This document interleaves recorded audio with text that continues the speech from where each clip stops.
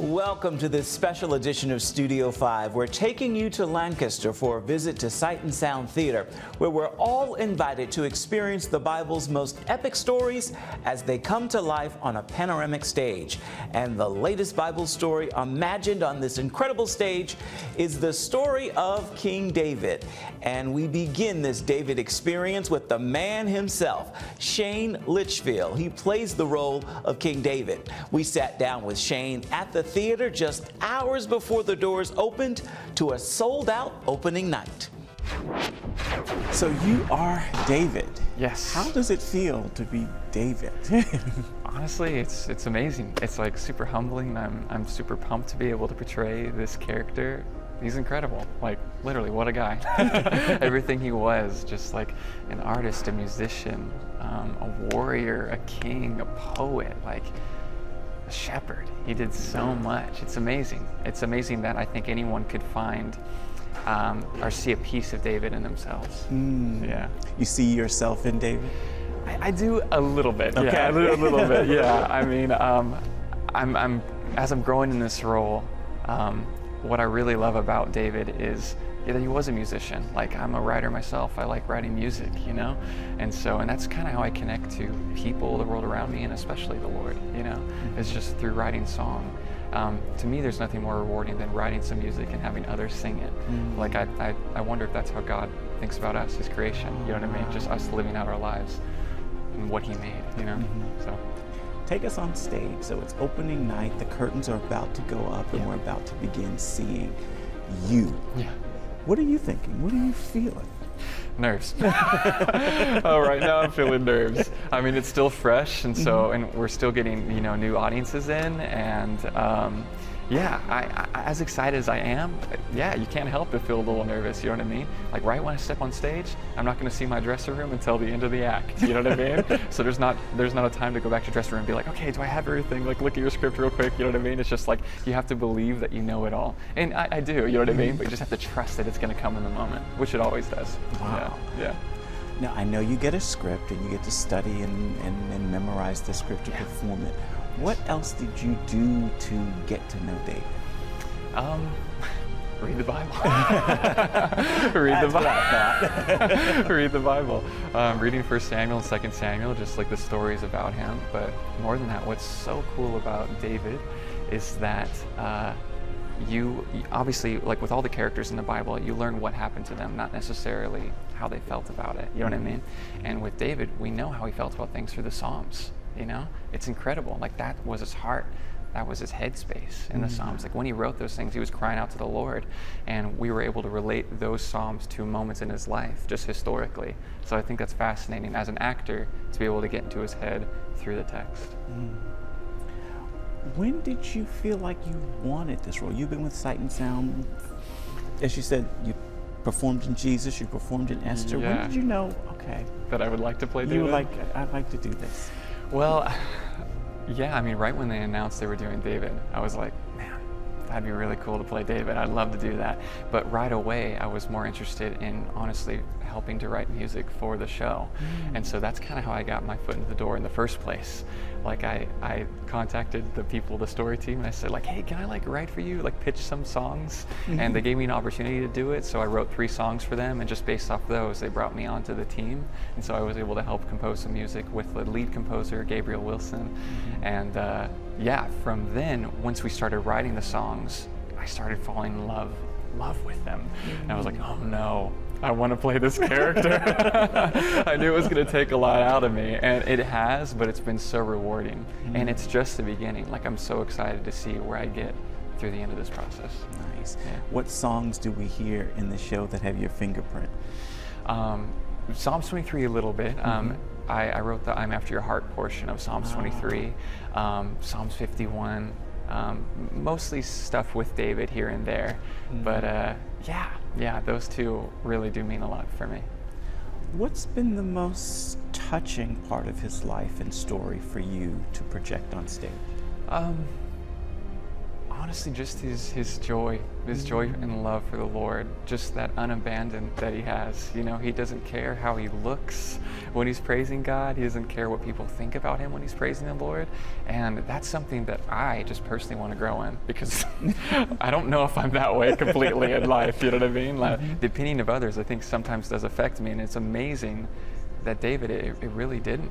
He didn't allow the opinions of others to affect his relationship with God.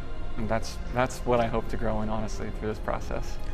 Has getting to know David and living with him, has this changed you? Yes. Yes, it's changed me. It's been stretching, you know, not always comfortable, you know what I mean? I don't think it is as we're growing, you know what I mean? It's not always comfortable, but it is something that I'm thankful for, because man, well, even as an artist, I want to grow in my performance. But more than that, my relationship with the Lord, I want to grow more that with him. And I feel like with what I'm saying on stage, I'm just saying the word of God, you know? I'm just like speaking psalms over people and speaking psalms over myself. And I think it's helping remind me in my moments when I'm facing adversity that I can speak those same words, the same words that David spoke thousands of years ago, you know what I mean? And that we're talking to the same God. So cool. Still to come. Even though I walk through the valley of the shadow of death. Well, welcome back to this Sight and Sound Theater edition of Studio 5. We are going behind the scenes of the newest Bible creation on stage, and that's the story of David. Ryan Miller is a member of the family who gave birth to Sight and Sound, and he is the show's producer. It's his first run in this particular job, and it was, you could say, a bit of a Goliath for him too. David, for you, is this your first round as a full producer? Yeah, this is my first time producing a show.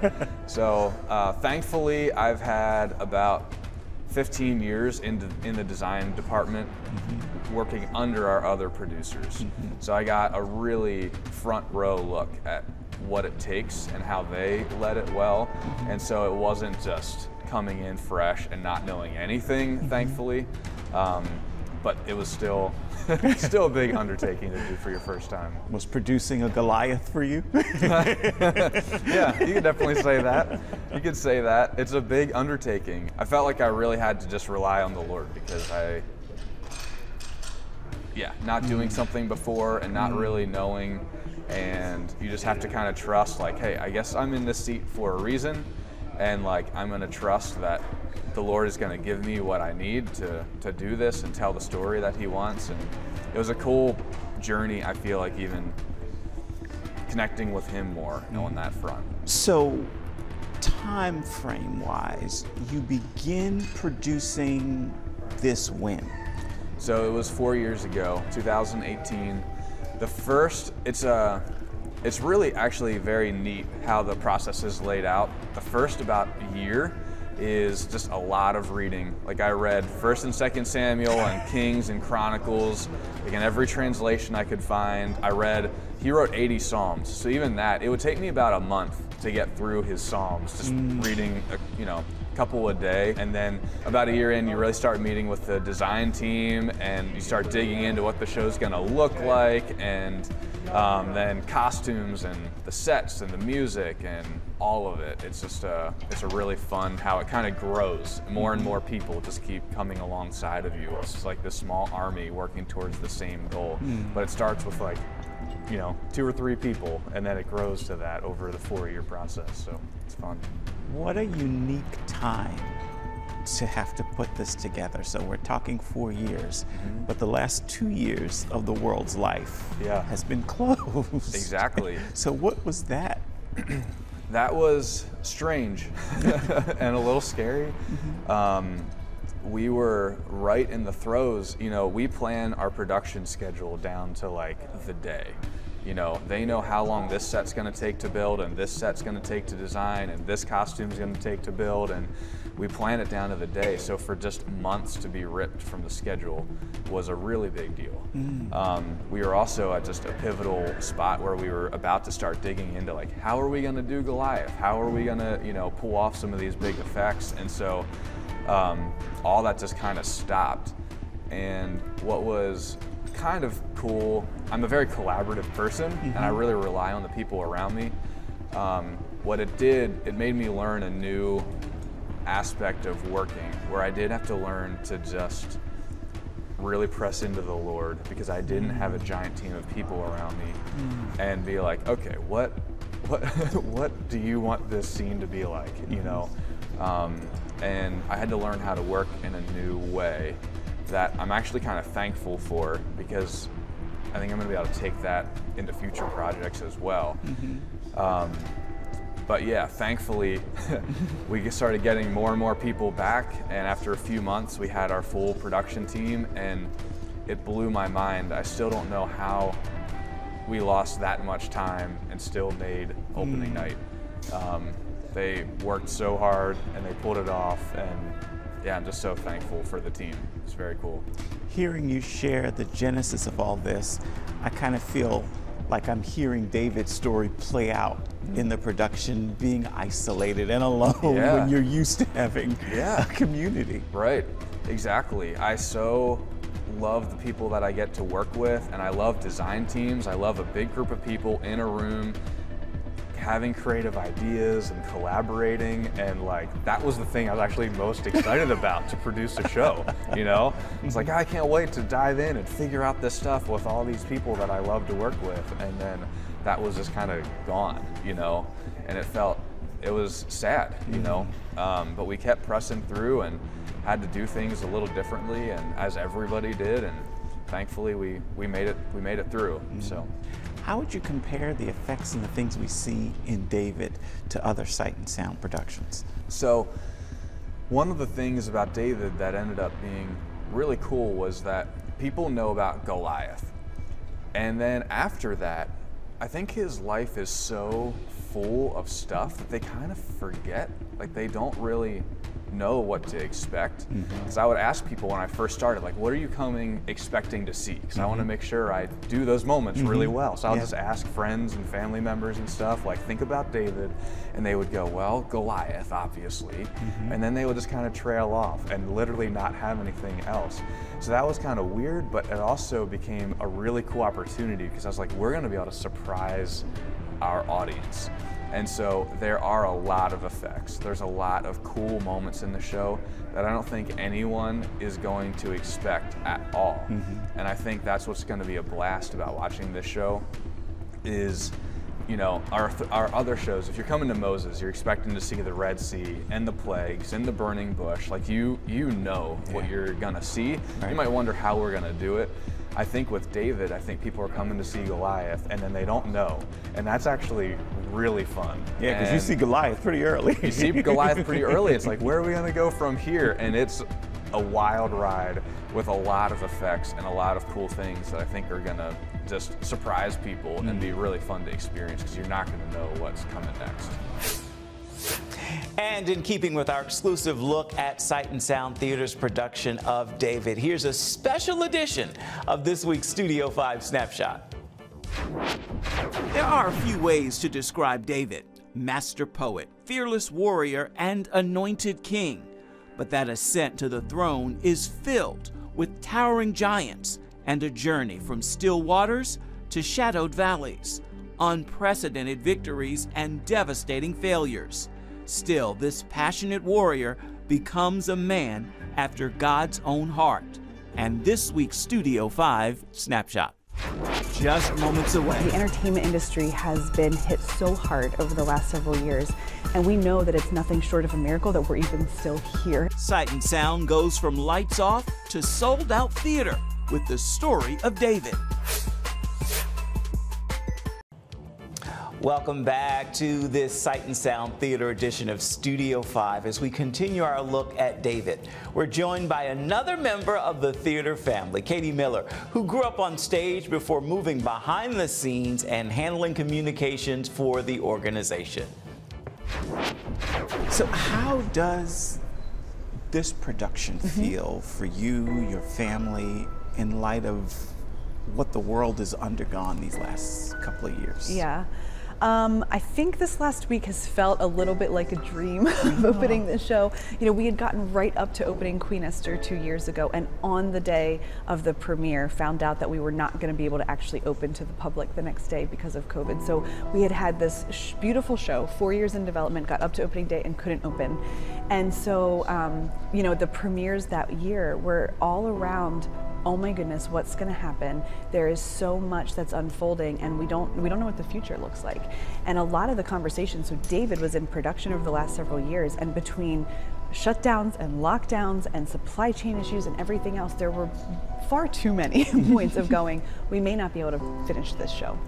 And so to be able to not just finish the show, but finish it well and on time and have an audience coming and celebrating, and not just celebrating, but I think hopefully being encouraged and inspired. It is surreal, and I think we're all just so overwhelmed with gratitude at what the Lord has done in spite of overwhelming circumstances, which really is a reflection of David and his story too. Yeah, absolutely, absolutely. And then here we are, opening night, and you guys announced, because of course we're facing another world crisis, that you're stepping in to help. Tell me about what's happening. Yeah, so we are on opening day. We have a sold out show, and we are donating all of the proceeds from that opening show to relief organizations to help those in the Ukraine that are being affected by the violence right now.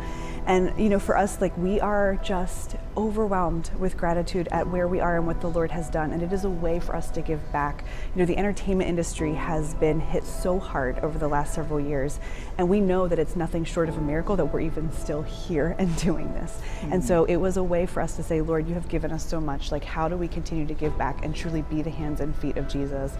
And to be standing there on opening night looking at what has unfolded and be recognizing that it always feels like there's another battle right around the corner. It's just what life has felt like for so many people throughout the years, the last few years especially, and recognizing that that really is David's story. He faced one battle after another, but the Lord was with him for every step of the way. And that's what we really hope shines from the stage, that the Lord is with us. He is our good shepherd. No matter what seems to be ahead of us, he's our good shepherd.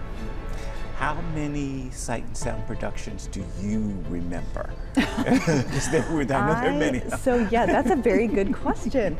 Well, let me think. I would have been a part of, I was on stage as a child, and I would have been a part of shows. I started when I was 4. I was on stage, so from the late 80s all the way till now, and that's probably about 25 different shows, I'm guessing. Nice. Not all of them full biblical shows. We only started doing that in the 90s, but many, many different shows, and it is surreal to see what we came from on our first little 100-foot stage in a 600-seat theater to where we are now. It is a little overwhelming, to say the least. In your mind, where does David fit in that work? How do you feel about it? I'm assuming there's some productions you're closer to than others. How do you feel about this one? This show feels extra special because my brother produced it. So he's been a part of producing content for Sight and Sound for 20 years. But this is the first show that he has been at the tip of the spear. And so it has been just so fun to watch his specific gifts and talents unfold in the way that this show is produced. So this show has a very significant use of media, the LED screen, but not just one LED screen, multiple LED screens and projection all around that creates just incredible immersive effects. I think the opening of Act 2, when David is singing about creation and you're watching this whole creation experience unfold in projection all around you, I don't know, I think it's one of the most spectacular experiences we've ever had in the theater. The first time I saw it, I went over to him in rehearsals and I said, Ryan, like, I don't know what I just experienced. Like, what was that? It invites people to worship. You know, he's a musician as well, and so between the media and the projection and the special effects there and the music of the show coming together, it is creating a really special experience. And you're older than he is, correct? Yes, I am. So do you look at him and still see little boy? No, you can't. How can you at this point in time? There's just no way. But it's really fun. My other sister and I were talking. She said, we need to find, she said, do you remember when we were kids and Ryan used to like direct watch the shows that we would do for Mom and Dad sometimes in the living room. I was like, yes, I do remember that. She's like, we need to find some of those videos and embarrass him. That's really that was the motivating factor. But no, it is it's been fun to watch his journey throughout the years and see just how the Lord is using the gifts inside of him. And you know, my grandfather began producing shows. Our Uncle Josh Enck has been producing shows for years, and after one of my aunts watched the show the other day, she said, the show is all Ryan, but you can see the influence of Grandpa and you can see the influence of Josh, and it's just so fun to see those that have invested in him and in his creativity and watch that unfold on stage has just been really special. I love it. Since I know you're on the pulse of communicating what's going on here, yeah. I know this just unfolded. What's next? What's next? Yes. No, we are growing, and we actually are looking ahead to what's in the future. We have another show that is already in development. We can't share what it is quite yet, but we'll get there. And then, but we also have some really exciting news coming later this year about some expansion into new things. So we are excited for the future in the midst of everything that's been going on. There's been a lot of growth and a lot of vision for what's ahead, and we are just continuing to trust in the Lord for every step of the way. Coming up next, Maverick City Music. And when I've lost my fight, will you be my strength? Renders a Psalm of David and a soundtrack for this Studio 5 Sight and Sound special report. And you are back inside this special edition of Studio 5. We are continuing our look at Sight and Sound Theater's David. But this week's soundtrack is a Psalm of David coming to life through the voices of Maverick City Music. Take a listen and hear why Shall Not Want is what's playing in my ear this week. There's a mansion in glory, and you're gonna meet me there. I shall not want, I shall not want. He will wipe every tear from my eyes. I shall not want. I shall not want. On that musical note, we want to give this week's final word to the man who produced Sight and Sound Theater's David story. Let's check in one final time with Ryan Miller. What surprised you most about David's story? Because you obviously got to know it intimately. Yeah. We always try and come up with a really solid theme for our shows that we want to base the script around. And right off the bat, you know, you're thinking about David and it's like slaying giants or the battle belongs to the Lord and like all of these sort of obvious big things with him. And I think what surprised me was as we dove in and dove in and dove in, it was 100% clear that what set him apart, what was absolutely amazing about his life, was his communion with God and his relationship with God and how that is all that mattered to him. You know, when he's at the end of his rope in Psalm 51, that's his repentant psalm that he wrote after his big sin. It's cast me not away from your presence. Don't take your Holy Spirit away from me. Forgive me, wash me white as snow. Like all he cares about is that relational component between him and his shepherd. And when I started fully realizing that, it just was a very cool thing to experience and realize. Ryan Miller, that is a great final word for this Sight and Sound Theater edition of Studio 5. Until next time, make time to uplift someone around you and then come on back and see where Studio 5 takes you next week. Bye-bye. Thank you for watching.